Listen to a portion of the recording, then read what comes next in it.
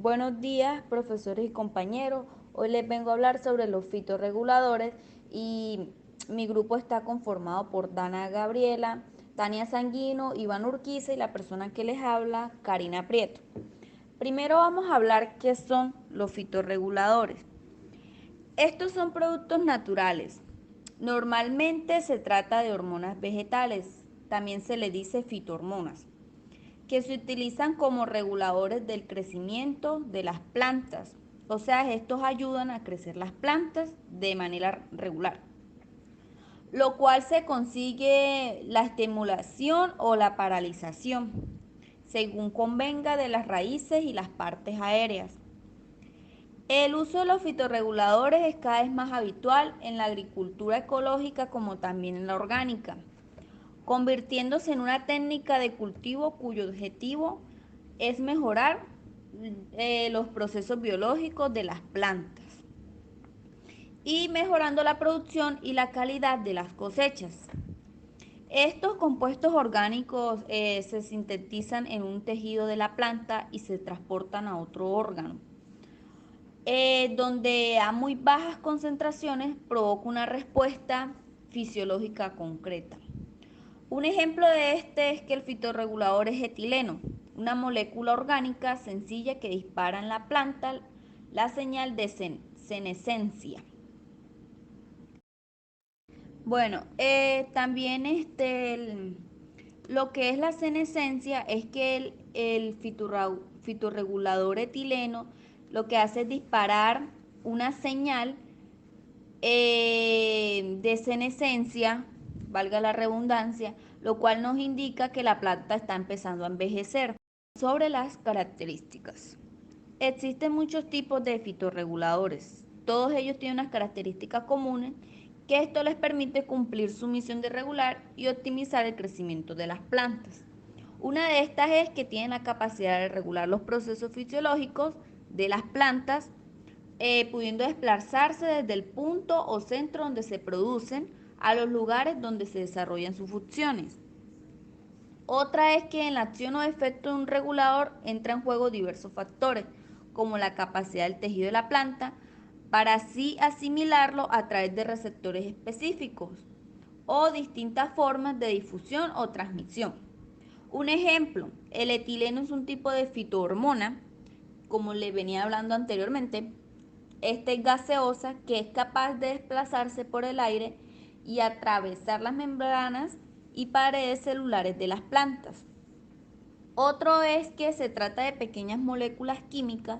Estas se encuentran en muy bajas concentraciones en las propias plantas, lo que afecta su desarrollo y crecimiento. Dichas moléculas son sintetizadas por las propias plantas. Ahora veamos los tipos de fitorreguladores. Bueno, los fitorreguladores pues, son hormonas vegetales que se forman en diversos tejidos o órganos naturales y que viajan en pequeñas cantidades por la savia, cumpliendo una función común, la cual es pues, regular el crecimiento de la planta. No obstante, sí, aunque el objetivo es el mismo, la clase de estímulo y el funcionamiento del proceso fisiológico de regulación es distinto según el tipo de fitorregulador a utilizar. Es decir, en unas ocasiones el crecimiento se acelera y en otras se retarda. Los 5 tipos principales de fitorreguladores existentes son las auxinas, las giberilinas, las citoquininas, el etileno y la abscisinas. Bueno, las auxinas estimulan el alargamiento celular o favorecen su depresión, pues según convenga, ¿sí? Entonces, para regular óptimamente el crecimiento de la planta. Pero cuando mencionamos aquí una depresión, se refiere a reducir el volumen de un cuerpo determinado. En este caso sería el de las células, ¿sí? Reducir el volumen de las células por medio de la presión. El tipo principal de auxinas es el ácido indolacético, conocido con las siglas de AIA. Además, cabe resaltar que se sintetizan en las partes de la planta donde nacen las hojas y los tallos.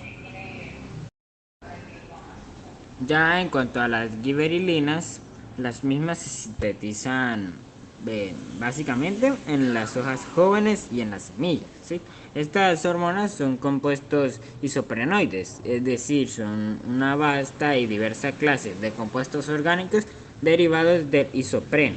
Y esos compuestos isoprenoides son procedentes del ácido mevalónico y actúan sobre el ácido ribonucleico, deprimiendo genes y abarcan todos los semblantes de lo que se refiere a la vida de las plantas, como son la germinación de las semillas, el crecimiento del tallo, la expansión foliar, la elongación de la raíz, la floración, entre otras. Las citoquininas, también conocidas como citocinas, se sintetizan principalmente en lo que son las raíces y promueven la división y la diferenciación celular. Pero hasta hace poco no se conocían que también regulan el crecimiento y el desarrollo de las plantas. En cuanto al etileno, es la única hormona en estado gaseoso que existe en las plantas, las cuales sintetizan etileno a partir de la metionina. Sí, la metionina pues, es un aminoácido esencial, uno de los constructores de bloques de proteínas y péptidos. ¿Sí? Bueno, esta hormona regula los procesos asociados a la maduración y senescencia de frutas, verduras y flores. La acumulación de este gas pues causa la maduración acelerada de estos perecederos y por lo tanto incide en la pérdida de calidad y disminución de su vida útil. Cabe resaltar pues que cuando interactúa con otras hormonas provoca, especialmente en los estadios de senescencia, la caída de flores, hojas y también los frutos. Aquí cuando hablamos de senescencia, pues se refiere ya a lo que es el envejecimiento de las células hasta que dejan de dividirse.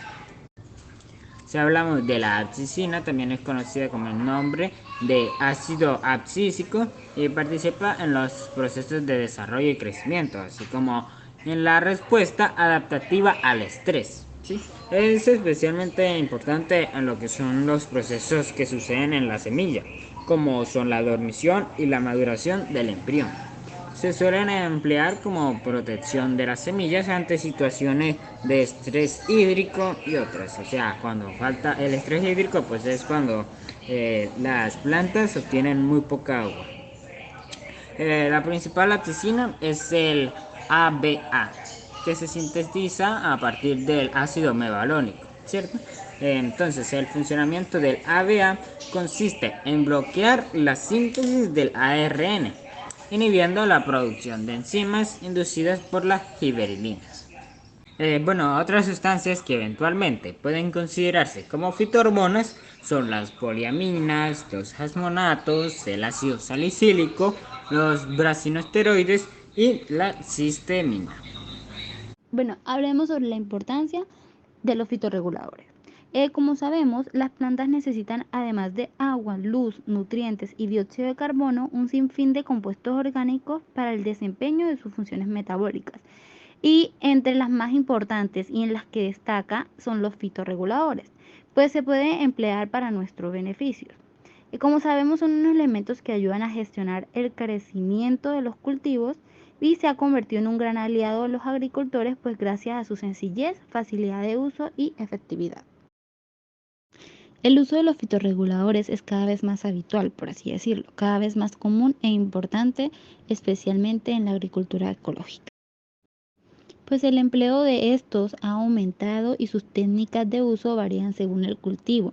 Pues un ejemplo claro está entre los cultivos frutales, ya que se utilizan los fitorreguladores sintéticos, como lo son la cianamida de hidrógeno y el tidiazuro, que permite la brotación de yemas vegetales, así como la floración y fructificación.